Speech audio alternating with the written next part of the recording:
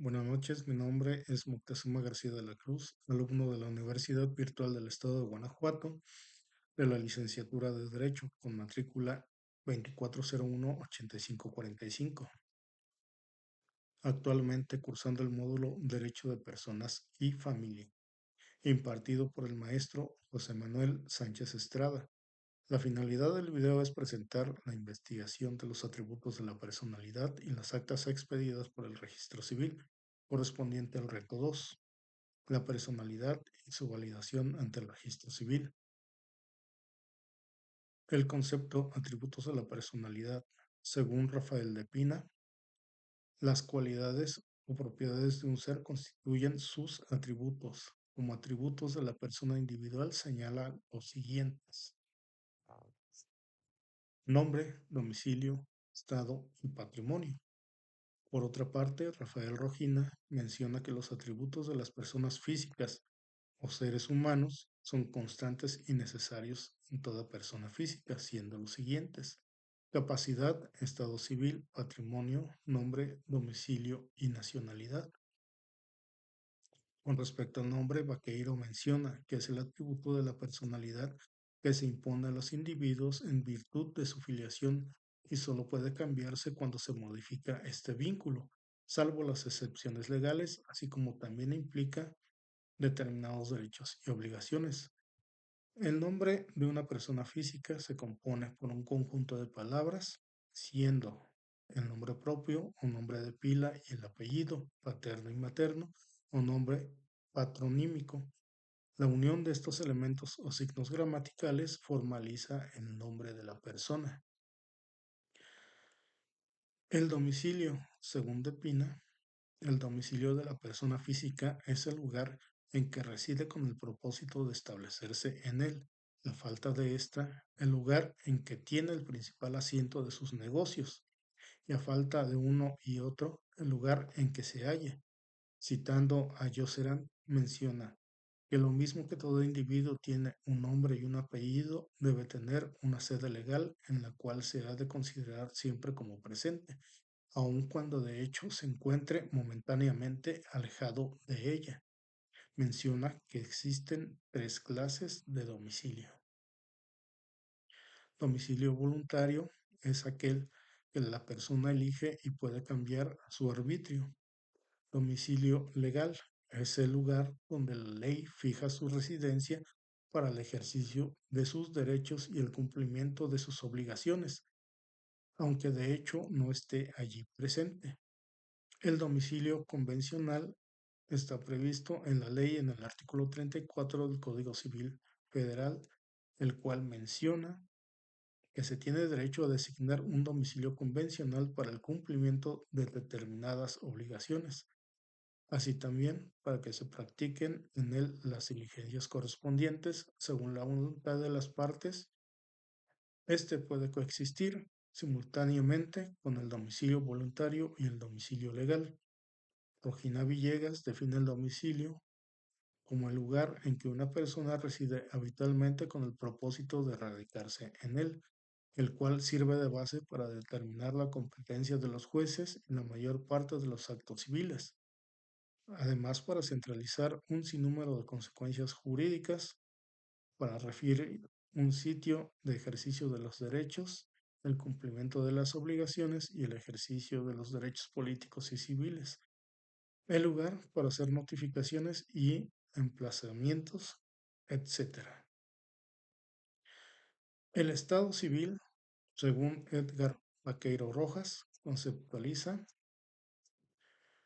el Estado civil o familiar como la relación o situación particular en que el individuo se halla dentro del grupo respecto a las instituciones del matrimonio y el parentesco, presuponiendo una relación respecto de un determinado grupo social, generando vínculos como el vínculo de sangre o parentesco consanguíneo, el vínculo que a partir del matrimonio se produce entre cada uno de los cónyuges y los parientes del otro, llamada parentesco por afinidad, o el vínculo puramente civil que imita el parentesco de sangre, conocido como adopción. Por lo que el estado familiar o civil se establece en la situación jurídica que las personas físicas tienen frente a las instituciones del matrimonio y el parentesco, los cuales originan derechos, obligaciones y prohibiciones. Bajo esta perspectiva, cuando las personas no han contraído matrimonio, tienen el estado civil de solteras, a diferencia cuando están unidos en matrimonio, tienen el estado civil de casadas. En el momento en que se disuelve el vínculo matrimonial en vida, ambos cónyuges tienen el estado civil de divorciados y cuando fallece uno de los cónyuges, el que sobrevive tiene el estado civil de viudo o viuda, según sea el caso.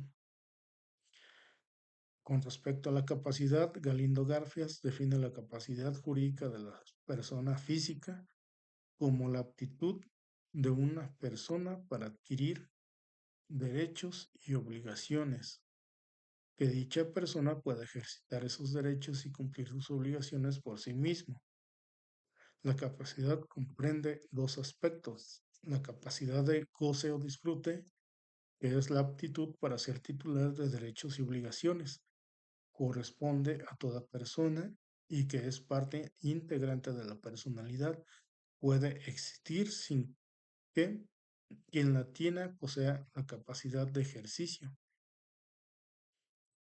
por lo que toda persona, cualquiera que sea su edad, sexo o nacionalidad, tiene el goce de derechos civiles, debido a que un hombre no puede vivir sin tomar parte en el comercio jurídico y por consiguiente sin ser titular de derechos civiles. Garfias puntualiza que quitar a un individuo el goce de derechos civiles sería borrarlo del número de las personas y colocarlo en la situación del esclavo del mundo antiguo. La capacidad de ejercicio es la aptitud para hacer valer sus derechos y cumplir sus obligaciones por sí mismo. Rafael Rojina Villegas menciona que la capacidad es el atributo más importante de las personas. Todo sujeto de derechos debe tener capacidad jurídica. Esta puede ser total o parcial. La capacidad se divide en capacidad de goce, que es la aptitud para ser titular de derechos y para ser sujeto de obligaciones, lo cual todo sujeto debe tener. Si ésta llegara a suprimirse, desaparece la personalidad, por cuanto que impide al ente la posibilidad jurídica de actuar. Kelsen, citado por Rogina, menciona que el sujeto es concebido como un centro de imputación de derechos y obligaciones y actos jurídicos, y que al desaparecer este atributo también tendrá que extinguirse el sujeto jurídico. Y la capacidad de ejercicio, que es la posibilidad jurídica en el sujeto de hacer valer directamente sus derechos y de celebrar en nombre propio actos jurídicos, de contraer y cumplir sus obligaciones y de ejercitar las acciones ante tribunales. Rogina define brevemente la capacidad de ejercicio como la aptitud de participar directamente en la vida jurídica, es decir, hacerlo personalmente.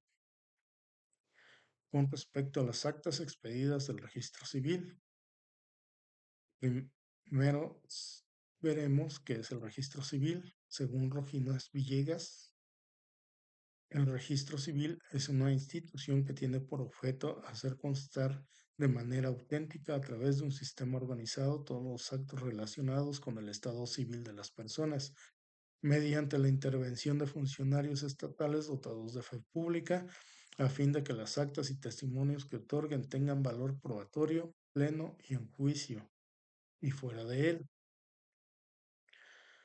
Los tipos de acta del registro civil, conceptualizando las actas. Edgar Vaqueiro Rojas refiere que las actas del registro civil son los documentos en los que se hace constar los acontecimientos que modifican el estado civil o la capacidad de las personas. Constituyen la prueba idónea para demostrar la veracidad de esos hechos y se denominan actas del estado civil. A estas actas se les define como la relación de hechos asentadas por el juez competente en las formas del registro civil destinadas a proporcionar prueba plena del estado civil de las personas. Estas formas que establece la ley deben llevarse por el registro de los actos del Estado civil, siendo primeramente el acta de nacimiento, que es la primera en la vida de la persona. El documento que hace prueba plena del nacimiento, nacionalidad, filiación y edad de las personas.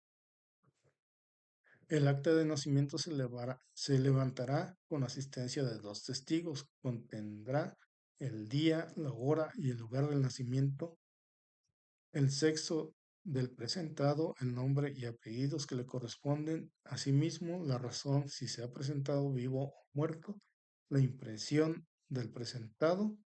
Si éste se presenta como hijo de padres desconocidos, después del registro civil le impondrá el nombre y apellidos, haciendo constar esta circunstancia en el acta.